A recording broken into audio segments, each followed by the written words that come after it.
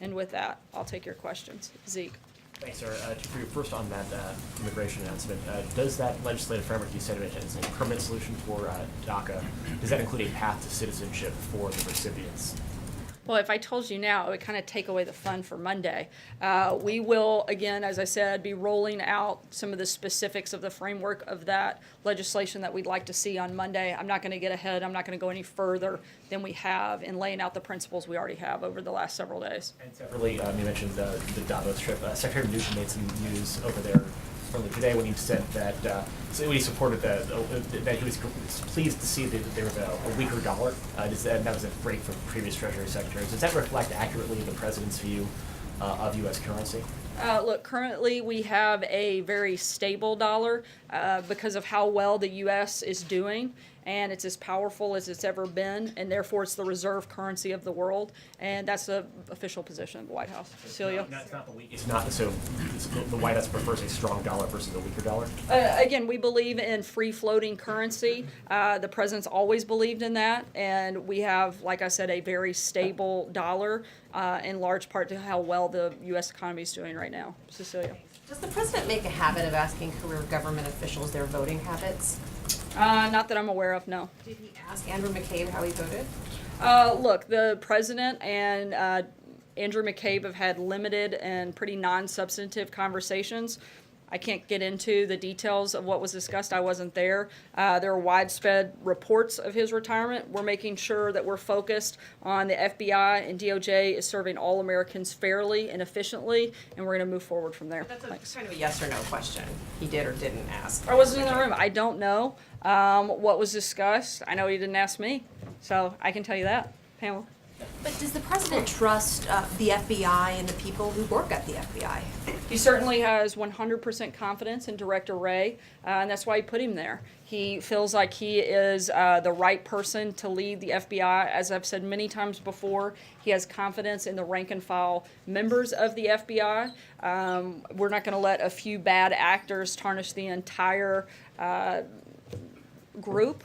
But that's why Director Wray is there, and he feels like any changes that need to be made, he will make those changes. Kevin. Thank you, Sarah. The Justice Department is threatening 23 so-called sanctuary cities, including New York, Chicago, and Los Angeles, with subpoenas if they fail to provide documents to show whether local law enforcement officials are sharing information with federal immigration authorities. What's the White House's view on this?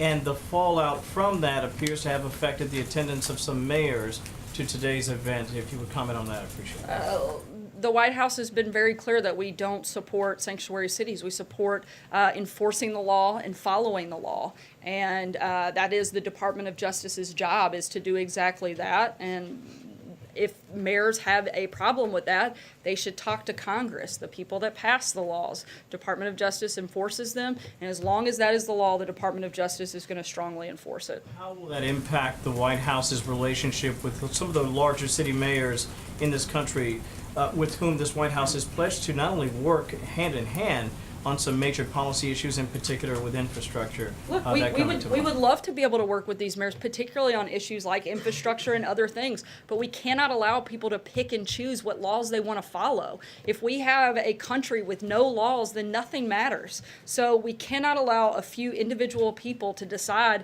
that they don't want to follow the rules. You guys wouldn't be allowed to do that in your own networks and outlets, and the federal government cannot allow people to act independently and completely ignore the law. Major. In the development of this compromise framework that you're going to release on Monday, how closely did the president and his staff work with the House Republican leadership? Look, we've been working with both House and Senate members. We've had dozens of conversations with them, and the framework that you see on Monday will be born out of a lot of those conversations that we've had with a number of members, both Republicans, Democrats, House and Senate. The president's belief that once that's presented, that would be a package that could pass the House of Representatives. We'd certainly like to think so. Again, we've taken into account all of the conversations that we've had, both at the presidential and the staff level, and tried to incorporate that into what we think addresses all of the different things that we've heard from the various stakeholders throughout the last several months. Would be able to pass the House and the Senate, and that's the I don't think a legislative package that can't pass both houses doesn't help us much. You understand the difference. The perception is in the Senate, it would come down in one form and would not be passable in the House. My question is, do you think you can bridge that? And is the point of this framework, based on your conversations, to do precisely that? Absolutely. We want to see a legislative package that addresses the four things that we've laid out that can pass both the House and the Senate and make it to the president's desk so that we can help actually fix our immigration system. And therefore, it's different than what you've previously discussed either with Senator Schumer or Lindsey Graham or Dick Durbin or Representative Goodlatte. It addresses the four principles that we've talked about all along, and we think, again, takes into account all of the conversations that we've had over the last several months. John? Thanks a lot, Sarah. Steve Bannon, the former chief strategist for the president, in the next few weeks will likely come before the special counsel's office to submit to an interview with the special counsel's office. Will the president be invoking executive privilege to prevent any part of his testimony? I can't speak to the specifics of that. I can tell you that the White House has been fully cooperative and will continue to do so.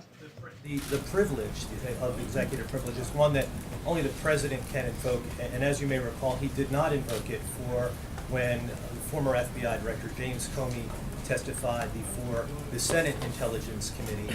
As you've mentioned many times, the president has mentioned many times, there is no collusion.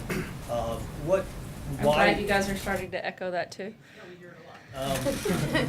If you could say it more and more when you're on your networks, that'd be really helpful. Why would the president want to invoke executive privilege? After all, he didn't do so for the former FBI director. Look, I'm not going to walk through hypothetical conversations or negotiate with you guys. That's something that the attorneys are going to do. I can tell you, once again, the White House will remain and continue to be fully cooperative with the special counsel and allow them to work through their process. Right here. Go ahead. Yeah, so the president on immigration seems to have positioned himself in the center between the House and the Democrats and the Senate.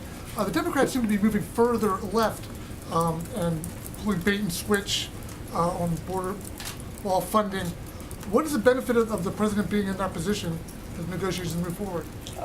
Look, the president's in the position to lay out a framework. There's nothing currently on the table that addresses all of the concerns that we feel like brings all of this various stakeholders to the table, like this framework does. And the president wants to lead on this issue, and that's exactly what we're going to do, and you'll see more details of that on Monday. Kristen? Thanks. What was the president's reaction to learning that his former national security advisor, Michael Flynn, didn't immediately tell him that he was interviewed by the FBI here at the White House?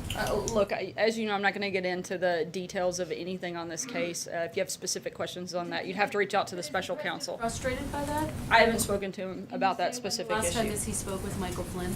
I'm not sure. And does the president still think that Michael Flynn is a quote-unquote wonderful man? I haven't asked him since he made that statement. One final question, Sarah. You told Cecilia that you hadn't asked the president whether he asked how Andrew McCabe had voted. That's one of the stories that's the leading story of the day. You didn't talk It's to not the leading president? story that most Americans care about. to the president about one of the even big all of the stories? polling that any person in here would take, I very seriously doubt that any person in America would list that as an issue they care about. you And ask frankly, him? that's what we're focused Can you on. ask him and get us an answer? I'll let you know. John? Thank you, Sarah. Two brief questions. First, housekeeping matter. It has been reported unofficially that the president will host French President Emmanuel Macron and his wife at his first state dinner coming up this April, I believe. Will you confirm that President Macron will be his guest and make a state visit here? Yes, I can confirm that that will be the first state visit. The date is still being finalized, and we don't have that yet done, but as soon as we do, we'll certainly let you know. And my other question is, recently, district courts in Moscow have ruled that Mr. Navalny, the dissident against the Kremlin, will not be allowed on the ballot, and he repeatedly has run into efforts that have kept him from having a competitive election against President Putin. Does the White House have any feelings about that and about the Russian elections? I'll have to get back to you on that one. Fred? Thanks, Sarah. I have two questions. First, could you comment on the president nominating Charles Reddick to be the IRS commissioner? We don't have any personnel announcements on that front at this point. Okay. And another question. In light of the fake news awards last week. Wanted to ask, there's been some reports about how the EU Commission has set up a panel to investigate fake news. Other European democracies, allies, have set up panels to look into fake news, saying that they're trying to protect democracy. This has some people concerned about governments actually looking in, deciding what's truth and not true. Can you say, in light of what the president has talked about in fake news, that this is not something the U.S. government should ever do? Look, we certainly believe in a free press, but we also believe in a fair and accurate press. Hunter? Sarah, was the president speaking more metaphorically when he promised to build a solid wall that was over 30 to 50 feet high along the border? Look, the president's always guaranteed he's going to build a wall, and that's exactly what he intends to do. Over the past several years, I know he's talked about what that could look like.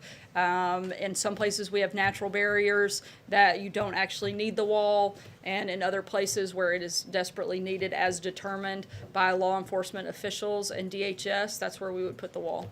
Maggie? What does his actual vision of the wall look like, though? I think you'll see some more of those details laid out in the framework on Monday.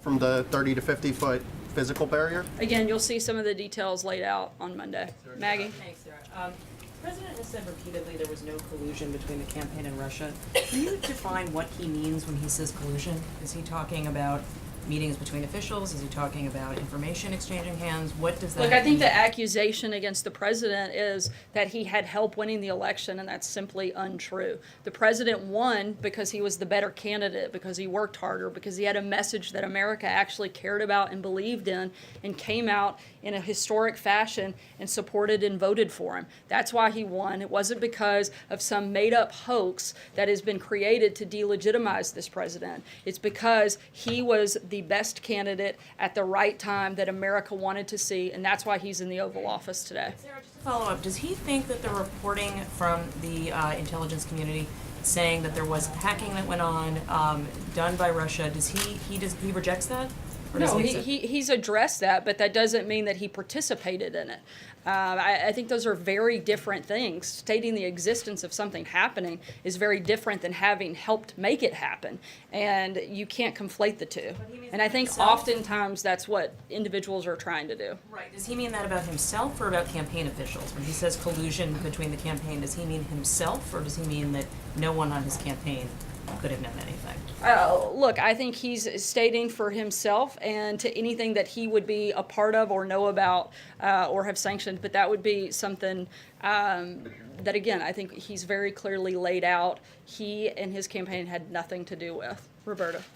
Sarah, you talked about the stability of the U.S. dollar, but today when Secretary Mnuchin spoke about the U.S. dollar, his remarks sent the dollar down to a 3-year low. So I'm wondering whether the White House has concerns about the way he casually talked about the value of the dollar, and whether you can say unequivocally whether the White House believes in a strong dollar policy. Yeah, as I said, we also believe in a free-floating currency, and that's always been the president's belief. We still very strongly believe that we have a stable dollar, and that that's a good thing, and that's why it is the reserve currency. I don't have anything else further to add on that front. Sajir? Thanks, Sarah.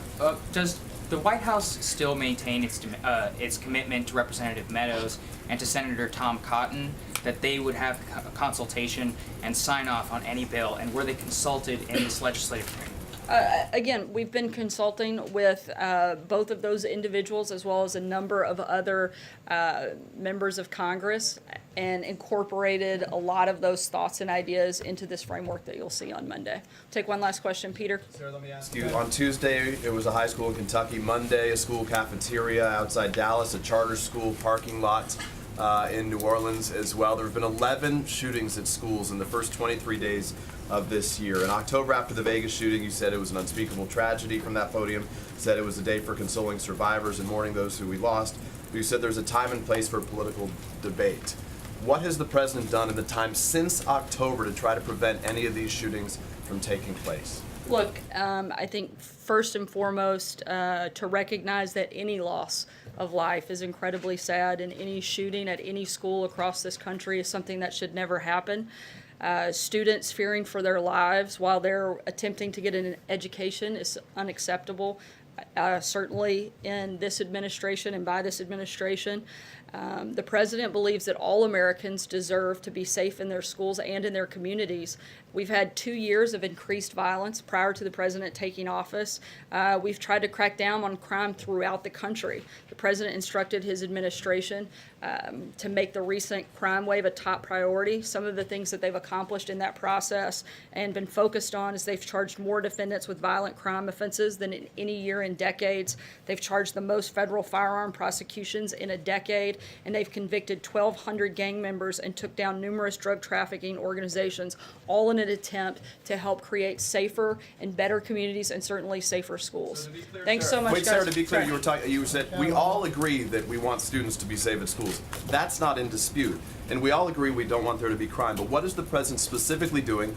You guys said at the time today was not the day, but we should have these Look, policies. I You just said read it- off a lot of the things that he's doing. We should have the policy conversation. So the question is, what is the policy the president's willing to pursue or actively direct others to pursue to help make sure that these students are safe? Look, I know the Department of Justice instructed ATF to do a thorough review on a number of firearm provisions. That is ongoing, and it will be submitted to the Office of Management and Budget. We're going through that process. That policy review and that policy discussion is taking place. At the same time, the president has instructed the Department of Justice to crack down and make the crime wave that took place long before the president ever came into office a major priority. And you're seeing that happen. You're seeing a Department of Justice that is being active, empowering its law enforcement to crack down on crime. And that's what those results that I just read out to you show, is that they're putting a focus on that. Shootings seem to be their own category. We agree we don't want I crime. think they're part of a crime wave, absolutely. I don't think you can